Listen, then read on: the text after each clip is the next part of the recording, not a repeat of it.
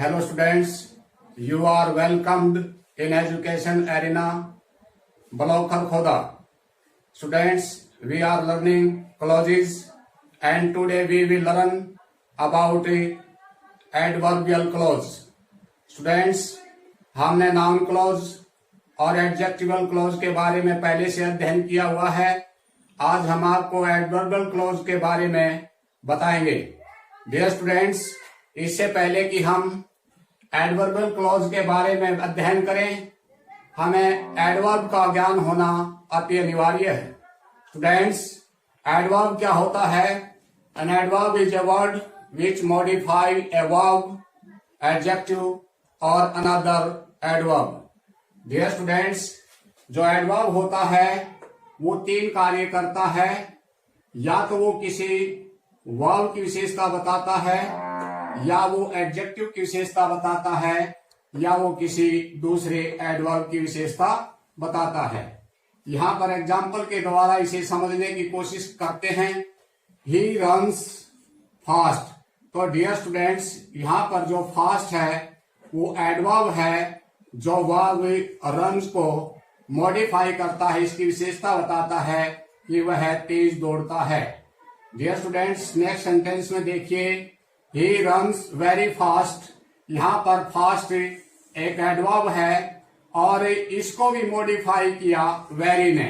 तो dear students, यहाँ पर ये फास्ट भी एडवर्ब हुआ और वेरी भी। तो एक एडवर्ब जो है वो दूसरे एडवर्ब को भी मॉडिफाई करता है, उसकी विशेषता बताता है। इस सेंटेंस में नेक्स्ट चलिए, Ram is very beautiful, Ram is very intelligent करिए। यहाँ पर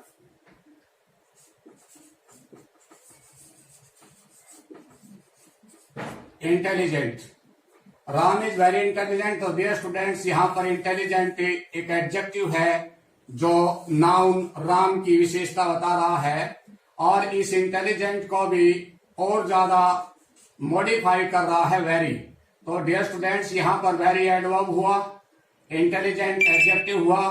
तो एक एडवर्ब जो होता है वो वर्ब को, एडजेक्टिव को या किसी दूसरे एडवर्ब को मॉडिफाई करता है, उसकी विशेषता बताता है, वो एडवर्ब कहलाता है। डियर स्टूडेंट्स, जब कोई सिंगल वर्ड किसी वर्ब, एडजेक्टिव या अनदर एडवर्ब को मॉडिफाई करता है तो एडवर्ब होता है। और जब शब्दों का समूह यानी कि 2, 3, 4 शब्द मिलकर के जब वही कार्य करे जो सिंगल वर्ड करता है तो वो एडवर्ब फ्रेज कहलाता है। और डियर स्टूडेंट्स, जब शब्दों का एक ऐसा समूह, एक ग्रुप ऑफ वर्ड्स जिसके पास सब्जेक्ट है और फाइनाइट वर्ब है और वो वही कार्य करे जो एक सिंगल एडवर्ब ने किया था, तो वो एडवर्बियल क्लोज कहलाता है। तो आज हम इसे एडवर्बियल क्लोज के बारे में डिटेल से अध्ययन करेंगे। डियर स्टूडेंट्स, यहाँ पर लिखा है, when A group of words which has a subject and a finite verb of its own and does the work of an adverb is called adverbial clause। Dear students, शब्दों का एक ऐसा समूह जिसके पास सब्जेक्ट और फाइनाइट वर्ब है और वो किसी सेंटेंस में एडवर्ब का कार्य करे तो उसे एडवर्बियल क्लोज कहते हैं। यहाँ पर देखिए students, you may sit anywhere. तो यहाँ पर ये सिंगल जो एक वर्ड है वो एडवर्ब हुआ, जो कि बैठने के यू मे सिट एनीवेयर, जो हमें वेयर का आंसर दे रहा है। You may sit any place. तो डियर स्टूडेंट्स, यहाँ पर एट एनी प्लेस एक फ्रेज हुआ, शब्दों का समूह हुआ जो वही कार्य करता है जो यहाँ ये सिंगल वर्ड एनीवेयर ने किया। तो यहाँ पर ये एक एडवर्बियल फ्रेज हुआ जो हमें यू मे सिट एनीवेयर, जो तुम कहीं भी बैठ सकते हो, वेयर का आंसर दे रहा है। इसी तरह से नेक्स्ट सेंटेंस में, you may sit wherever you like. तो डियर स्टूडेंट्स, ये एक क्लोज हुआ क्योंकि इसमें सब्जेक्ट और वर्ब का कॉम्बिनेशन है। तो ये क्लोज भी वही कार्य कर रहा है जो यहाँ पर एक फ्रेज ने किया, या मैं कहूं एक सिंगल वर्ड ने कहा, वर्ड ने किया। तो डियर स्टूडेंट्स, ये क्लोज है जिसके पास सब्जेक्ट वर्ब है। ये वही कार्य कर रहा है जो एक सिंगल वर्ड ने किया था। तो जब शब्दों का ऐसा समूह जिसके पास सब्जेक्ट वर्ब हो क्लोज कहलाता है। हम पहले इसके बारे में अध्ययन कर चुके हैं। डियर स्टूडेंट्स, अब हम चलते हैं एडवर्ब कितने प्रकार के होते हैं। एडवर्ब जो होता है वो 9 प्रकार के होते हैं, जिसको हम adverbial clause of time, adverbial clause of place, adverbial clause of manner, adverbial clause of purpose, adverbial clause of cause और reason, adverbial clause of result और effect, adverbial clause of condition, adverbial clause of comparison, adverbial clause of contrast. तो dear students, 9 प्रकार के adverb clause होते हैं। अब हम एक एक करके इनको एक्सप्लेन करते हैं। एडवर्बियल क्लॉज ऑफ टाइम क्या होता है? It tells the time of an action. Dear students, जो एडवर्बियल क्लॉज ऑफ टाइम होता है वो हमें किसी एक्शन के टाइम के बारे में बताता है कि वो एक्शन कब हुआ, अर्थात वो वहन वर्ड का रिप्लाई देता है। और इस प्रकार के कुछ वर्ड हैं जो टाइम को इंट्रोड्यूस करते हैं, जैसे when, whenever, before, after, till, until, as soon as, as long as. ये ऐसे वर्ड हैं जो टाइम को बताते हैं।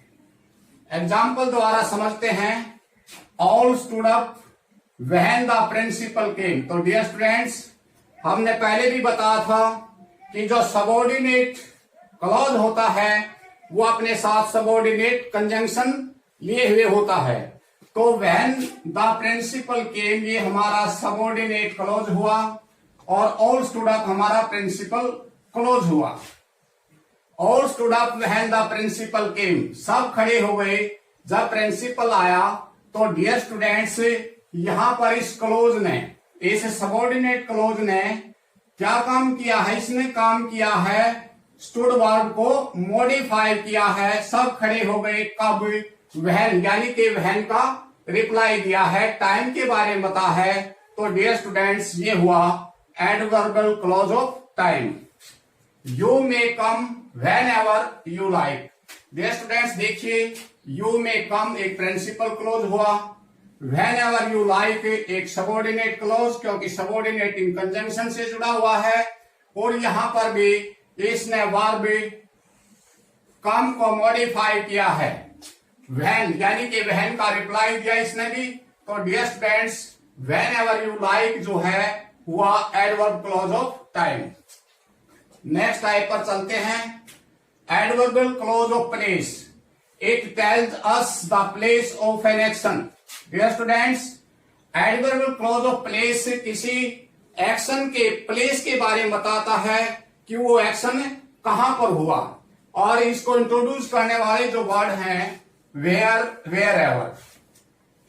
You may go wherever you like. Dear students, ये क्लोज हुआ प्रिंसिपल क्लोज, ये सबऑर्डिनेट इन कंजंक्शन से जुड़ा हुआ हमारा सबऑर्डिनेट क्लोज। अब इसने किस चीज को इसने किया मॉडिफाई, किसको? गो को। तुम यू मे गो, जहां तुम चाहो वहां जा सकते हो। तो dear students, wherever you like जो होता है उसने वर्ड वेयर को मॉडिफाई किया, अर्थात प्लेस के बारे में बताया। तो ये हुआ adverbial clause of place. I shall go where he lives, I shall go principal clause, where he lives subordinate clause, क्योंकि वेयर सबऑर्डिनेट इन कंजंक्शन से जुड़ा हुआ है। तो डियर स्टूडेंट्स, इसने मॉडिफाई किया वर्ब गो को, यानी कि वेयर, आई शैल गो, इसने वेयर का रिप्लाई दिया। तो ये हुआ हमारा adverbial clause of place. Next type, adverbial clause of manner. Dear students, it shows how the action is done. ये क्लोज हमें बताता है किसी एक्शन के होने का मैनर, बताता है कि वो एक्शन कैसे हुआ है। इसके जो वर्ड हैं, जो इनको इंट्रोड्यूस करने वाले वर्ड हैं एज इफ। एग्जाम्पल में देखिए, ही स्क्रीम्ड, वह चिल्लाया, एज इफ, जैसे कि ही हैड सीन ए घोस्ट, उसने भूत देख लिया हो। तो डियर स्टूडेंट्स, यहां पर स्क्रीम्ड का मैनर बताया है इसने। एज इफ हमारा सबऑर्डिनेटिंग कंजंक्शन है और ये हमारा हुआ subordinate clause. He screamed as if he had seen a ghost, उसका स्क्रीम्ड का मैनर बताया है उसने, तो ये हमारा हुआ adverbial clause of manner. Do it as I told you, dear students, do it principal clause, as I told you subordinate clause, as conjunction जो कि सबऑर्डिनेटिंग कंजंक्शन है, और इसने वर्ब डू को मॉडिफाई किया है, करने के ढंग को बताया है। तो ये हुआ हमारा adverb clause of manner. Next type है एडवर्बियल क्लॉज ऑफ पर्पस, यानी कि it expresses a purpose of an action. ये किसी कार्य के उद्देश्य को, उसके पर्पस को बताता है। और इसका जो इंट्रोड्यूसिंग वर्ड है वो है सो दैट, ताकि।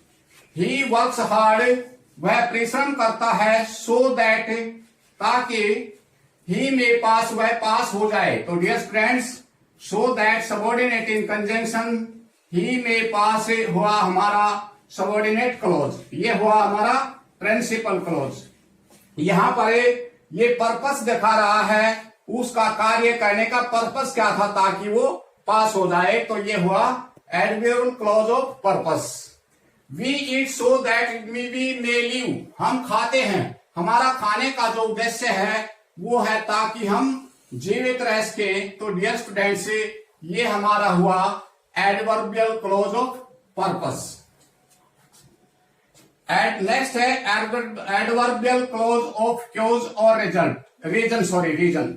ये किसी इट एक्सप्रेसेस द क्यूज और रीजन ऑफ एन एक्शन, ये किसी कार्य, किसी एक्शन के होने के कारण को दर्शाता है। He failed because he wasted his time. Dear students, he failed principal clause, because subordinating conjunction जो कि कारण को बताने वाला होता है। ही वेस्टेड हिज टाइम, तो ये हमारा हुआ सबऑर्डिनेट क्लॉज। वह फेल हो गया, because he wasted his time, उसने, क्योंकि उसने अपना समय बर्बाद किया, उसका फेल होने का जो रीजन था उस रीजन को बताया है। तो ये हमारा हुआ एडवर्बियल क्लॉज ऑफ क्यूज और reason. Since it was raining he could not attend the school. Since, देखिए स्टूडेंट्स, यहां पर ये हमारा हुआ subordinating conjunction, it was raining, ये हमारा हुआ सबऑर्डिनेट क्लॉज, और पीछे हुआ he could not attend the school, हमारा प्रिंसिपल क्लॉज। ये भी कारण बता रहा है स्कूल अटेंड ना करने का रीजन क्या था, रेनिंग था, वर्ब रेन को उसने मॉडिफाई किया है। तो हुआ adverb clause of reason. Next, adverbial clause of result और effect. It expresses the result of an action, ये किसी एक्शन का रिजल्ट क्या हुआ उसके बारे में बताता है। और इसको इंट्रोड्यूस करने वाला सो दैट वर्ड हुआ।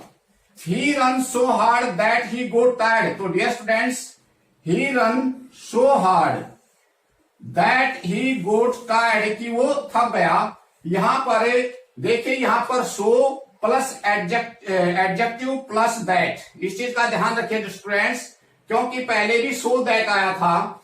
जब सो दैट इकट्ठा होता है तो वो किसी पर्पस के लिए होता है, पर्पस उद्देश्य बताने के लिए होता है। जब सो प्लस एडजेक्टिव प्लस दैट होता है तो वो हमें बताता है किसी रिजल्ट के बारे में। ही रन सो हार्ड, यानी कि वो इतना तेज दौड़ा, उसका रिजल्ट क्या निकला कि वह थक गया। तो यहां पर ये हुआ adverb clause of result. Adverbial clause of condition, ये students an adverbial clause expresses a condition. यो जो एडवर्ब क्लॉज होता है, यो हमें किसी कंडीशन अर्थात शर्त के बारे में बताता है। और इसको इंट्रोड्यूस करने वाले वर्ड हैं इफ और एनलेस। देखिए एग्जाम्पल में, इफ ही कम्स, यदि वो आता है, ये शर्त हुई अगर वो आता है आई विल हेल्प हिम, मैं उसकी सहायता करूंगा, तो यहां पर आई विल हेल्प हिम ये कंडीशन बता रहा है कि यदि वो आता है तो उसकी सहायता करूंगा। तो ये हमारा जो ये क्लोज है इफ ही कम्स, ये कंडीशन हुआ, ये शर्त है कि यदि वो अगर आता है तो मैं उसकी सहायता करूंगा। ये हमारा हुआ सबऑर्डिनेट क्लोज, ये हुआ प्रिंसिपल क्लोज, क्योंकि ये किसी सबऑर्डिनेटिंग कंजंक्शन से जुड़ा हुआ इफ से, और इफ जो होता है वो शर्त बताने वाला वर्ड होता है। Unless you work hard, you will not pass. Dear friends, ये हमारा सबऑर्डिनेटिंग कंजंक्शन, तो इस प्रकार ये हमारा सबऑर्डिनेट क्लॉज, ये हुआ प्रिंसिपल क्लॉज। यानी कि अनलेस यू वर्क हार्ड, जब तक तुम परिश्रम नहीं करोगे, यू विल नॉट पास, पास नहीं होगे। तो पास होने के लिए क्या जरूरी है? शर्त है वर्क हार्ड करना। तो वर्क हार्ड करोगे तो पास हो जाओगे, अदरवाइज नहीं होगे। तो ये हमारा हुआ adverb clause of condition. Next, adverbial clause of comparison. Students, comparison mean तुलना, जो दो नाउन, दो प्रोनाउन के बीच तुलना करता है। It clause shows comparison of degree of the adjectives. और इसको जैसे देन, एज या so as. He runs faster than me, वह मेरे से तेज दौड़ता है। तो डियर स्टूडेंट्स, यहां पर तुलना की गई है, दो प्रोनाउन के बीच में तुलना की गई कि वह मेरे से ज्यादा तेज दौड़ता है। She is as beautiful as her mother is. तो डियर स्टूडेंट्स देखिए, as plus adjective plus as, इनके बीच में हमेशा पॉजिटिव डिग्री रहती है एडजेक्टिव की, तो यहां भी तुलना की गई है। Next, adverb clause of contrast, जो विरोधाभास दर्शाता है। और इस प्रकार के जो वर्ड हैं, जैसे आल्दो, दो, इवन दो, इफ दो, तो ये ऐसे वर्ड हैं जो कंट्रास्ट को दिखाते हैं, विरोधाभास को दर्शाते हैं। Although the ground was wet, we played cricket. यद्यपि ग्राउंड गीला था, फिर भी हम क्रिकेट खेले। तो डियर स्टूडेंट्स, यहां पर एक विरोधाभास है, दो एक्शन के, यानी कि ग्राउंड गीला है, उसके बाद भी क्रिकेट खेला गया है। तो ये हमारा हुआ although the ground was wet, ये हमारा हुआ सबऑर्डिनेट क्लॉज, क्योंकि ये सबऑर्डिनेटिंग कंजंक्शन से जुड़ा हुआ है और कंट्रास्ट दिखा रहा है। दो he is poor, he is honest. तो डियर स्टूडेंट्स, यहां पर दो he is poor subordinate clause, ये हमारा हुआ प्रिंसिपल क्लॉज। विरोधाभास है कि वो गरीब है फिर भी ईमानदार है। तो डियर स्टूडेंट्स, ये थे एडवर्ब क्लॉज, और आई होप कि आप इनको समझ गए होंगे। डियर स्टूडेंट्स, यहां पर देखिए, हमने एक सेंटेंस पढ़ा था एज और सो एज। जो सो एज होता है वो नेगेटिव सेंस में होता है, जैसे शी इज नॉट,